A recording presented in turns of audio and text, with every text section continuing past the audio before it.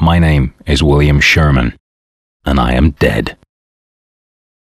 The day I died, I heard no angels singing. There was no bright light, no merciful God, no heaven, only incredible pain and never-ending darkness.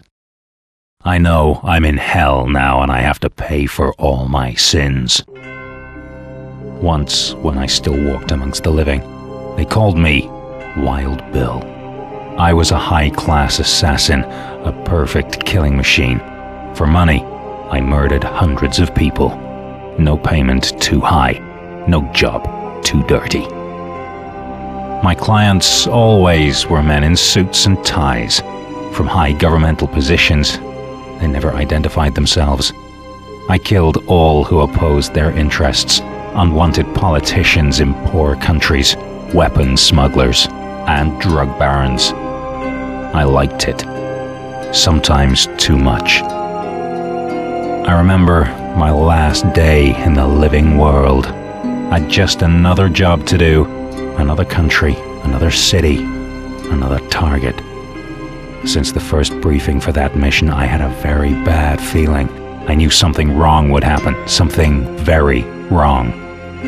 But the payment was good, easy to do, no problem for a professional.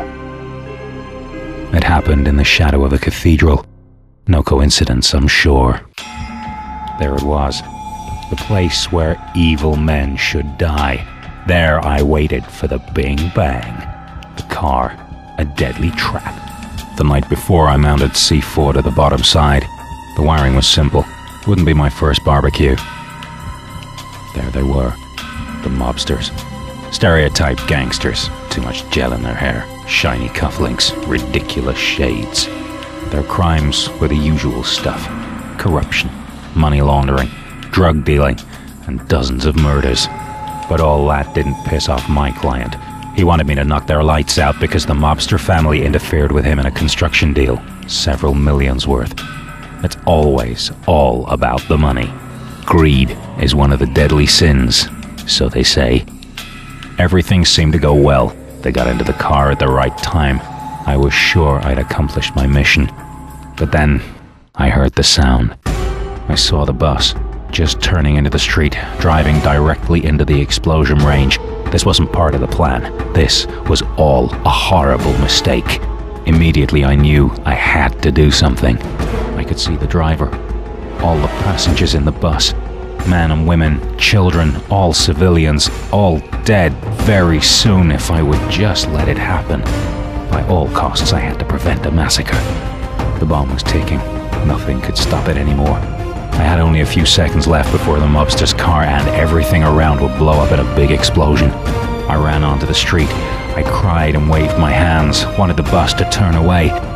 Yes, I may be a perfect killing machine, an assassin, but I am not a slaughterer of the innocent. No more blood on my hands.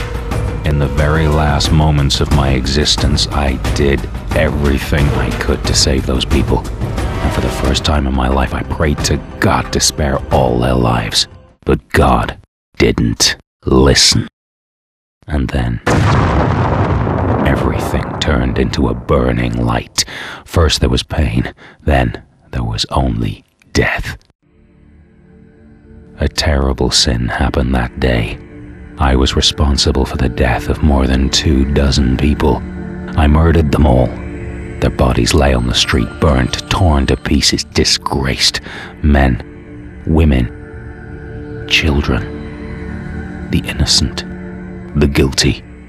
With my bloody craft, I made no exception. I died with my victims that day. I, the slaughterer of the innocent. Thou shalt not kill, so they say. The column of fire and smoke went up to the sky. The cathedral was still watching. I felt my soul leaving the world behind, falling down into a never-ending darkness. I knew the time had come to pay my bill for all the terrible things I'd done in my life. In this universe, there's a place for people like me, and it's called hell. Out of the eternal abyss, I heard a loud laughter beyond all bearing. I knew the devil would welcome me in his realm. Yeah.